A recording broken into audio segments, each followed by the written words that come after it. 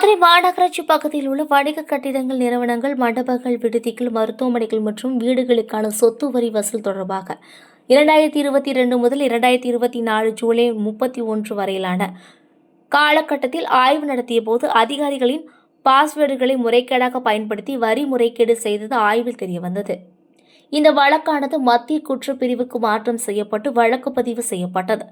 பின்னர் இந்த முறைகேடு எதிரொலியாக மதுரை மாநகராட்சி மண்டல தலைவர்கள் மற்றும் நகரமைப்பு குழு, வரி விதிப்பு குழு தலைவர்கள் ஆகிய 7 பேர் தங்களின் பதவியை ராஜினாமா செய்தனர்.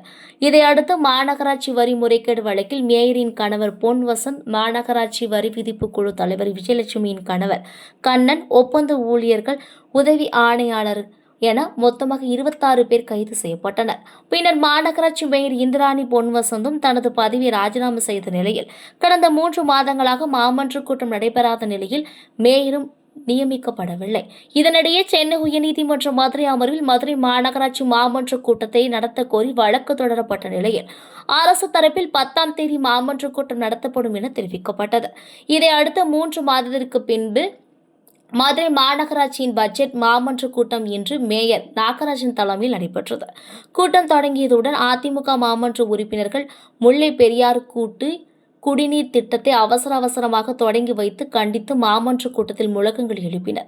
அப்போது திமுக உறுப்பினர்களும் மாறி மாறி கூச்சலிட்டதால் பரபரப்பு ஏற்பட்டது. இதனை அடுத்து அதிமுக மாமன்ற உறுப்பினர்கள் கூட்டத்தில் இருந்து வெளிநடப்பு செய்தனர். இதையடுத்து மதுரை மாநகராட்சிக்கு 86வது வார்டு பாஜக உறுப்பினர் பூமாஸ்ரீ தனது வார்டுக்கு உட்பட்ட பகுதியில் 100 வார்டுகளின் குப்பைகளை கொட்டுவதால், இறைச்சிகளை உண்ணவிட்டு நாய்கள் கால்நடைகளை கடிப்பதால் மாநகராட்சி எந்தவித நடவடிக்கையும் எடுக்கவில்லை என கூறி மைதீன்பாய் என்பவருக்கு சொந்தமான பசுங்கன்றை நாய் கடித்து காயம் ஏற்படுத்தியது குறித்த புகைப்பட பேனரை கையில் காண்பித்தவாறு மாமன்ற கூட்டரங்கிற்குள் எடுத்து வந்து மாநகராட்சி கூட்டமன்றத்தில் அமர்ந்து தர்ணா போராட்டத்தில் ஈடுபட்டார். அப்போது மாநகராட்சி நிர்வாகத்திற்கு எதிராக முழக்கம் எழுப்பியதோடு கவுன்சிலர் பூமாஸ்ரீ, திமுக கவுன்சிலர்கள் வாக்குவாதத்தில் ஈடுபட்டு புகைப்படத்தை கிழித்தெறிந்தனர். இதையடுத்து பாஜக கவுன்சிலர் பூமாஸ்ரீ மாநகராட்சி அவை கவுன்சிலர்களால் வெளியேற்றப்பட்டார். இதனை அடுத்து கூட்டம் தொடங்கிய 15 நிமிடத்திற்குள் பட்ஜெட் தொடர்பான விவாதம் இல்லாமல் 136 தீர்மானம் நிறைவேற்றப்பட்டு உபரி பட்ஜெட் ஆனது. இதனையடுத்து கூட்டம் தொடங்கிய 15 நிமிடத்திற்குள் பட்ஜெட் தொடர்பான விவாதம் இல்லாமல் 136 தீர்மானம் நிறைவேற்றப்பட்டு உபரி பட்ஜெட்டானது தாக்கல் செய்யப்பட்டது. 2026 முதல் 2027 நிதி ஆண்டுக்கான மொத்த வரியாக 2026 முதல் 2027 நிதி ஆண்டுக்கான மொத்த வரவாக 1,45,44,000 ரூபாயும், மொத்த செலவாக 1,45,931 ரூபாயாகவும் காண்பிக்கப்பட்டு 887 ரூபாய் உபரி பட்ஜெட் தாக்கல் செய்யப்பட்டது. மதுரை மாநகராட்சி மாமன்ற கூட்டம் 3 மாதத்திற்கு பின்பு நடைபெற்று 15 நிமிடத்தில் முடிவடைந்தது குறிப்பிடத்தக்கது. இந்த கூட்டத்திற்கு வருகை தந்த ராஜினாமா செய்த மண்டல தலைவர்கள் கையெழுத்திட்டுவிட்டு கூட்டத்தில் பங்கேற்காமல் புறப்பட்டு சென்றனர்.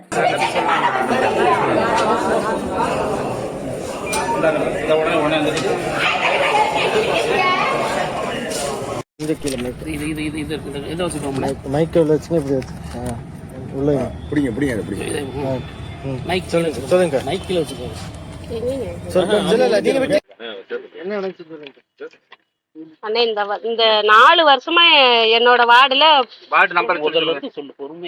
86வது வார்டு பிஜேபி வார்டு, என்னோட வார்டுல 100 வார்டு குப்பையை வந்து கொட்டினாங்க.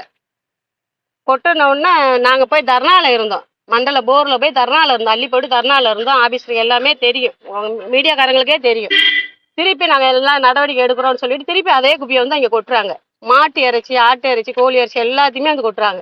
கொட்டின உடனே அந்த நாயை பூரா அதை சாப்பிட்டுட்டு வெறி பிடிச்சி ஒரு கண்டுக்குட்டிக்கு பாருங்க என்ன நிலமண்டு. இதே இது ஒரு குழந்தைய அதை வழியே போகிறாங்க, கடிச்சிருந்தா என்ன ஆயிருக்கும்? இந்த குழந்தைக்கு யார் பதில் சொல்றது? இதை எடுத்து சொல்லதான் நான் இங்க வந்தேன். மாநகராட்சி என்னை சொல்ல விட மாட்டாங்க. மாட்டுக்கு சொந்தக்காரரு. இதான் நான் சொன்னேன். தனியார் மையத்துக்கு என்னைக்கு இந்த மாநகராட்சி குப்பையை ஒப்பந்தக்காரர்கிட்ட கொடுத்தாங்களோ அன்னையில இருந்து 100 வார்டு கழிவு அங்கேதான் வந்து கொட்டுறாங்க. மாட்டு இறைச்சி கழிவு, ஆட்டு இறைச்சி கழிவு, கோழி இறைச்சி கழிவு எல்லாத்தையுமே வந்து கொட்டுறாங்க. அதை சாப்பிட்டுட்டு நாய் பூரா வெறி பிடிச்சே தெரியுது. அதே தான் கண்டுக்குட்டியை கடிச்சிருக்கு. இதே குழந்தைகளுக்கு கடிச்சா என்ன ஆயிருக்கும்? இன்னைக்கு மாமல்லத்துல என்ன நடந்ததுக்கா?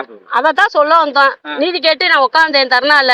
என்னை உட்கார விடாம அவ காலர்ல அவன் கட்சிக்காரங்களே என்னை பிடிச்சி சட்டையை பிடிச்சி பின்னாடி பிடிச்சி இழுக்கிறாங்க. கவுன்சிலருக்கு திமுக கவுன்சிலருக்கு இழுக்கிறாங்க. பின்னாடி சட்டையை பிடிச்சி இழுக்கிறாங்க. இங்கிட்டு கையை பிடிச்சிட்டு இழுக்கிறாங்க. பெண்களுக்கு பாதுகாப்பு இல்ல. அராஜக ஆட்சி நடந்துகிட்டு இருக்கு. உங்க பேரு வார்டு சொல்லுங்க. இந்த மாமன்றத்தை நான் உண்மையை நியாயத்தை கேட்க முடியல. என் பேர் வந்து பூமாதா நாசிரி முருகன், 86வது வார்டு, பிஜேபி வார்டு.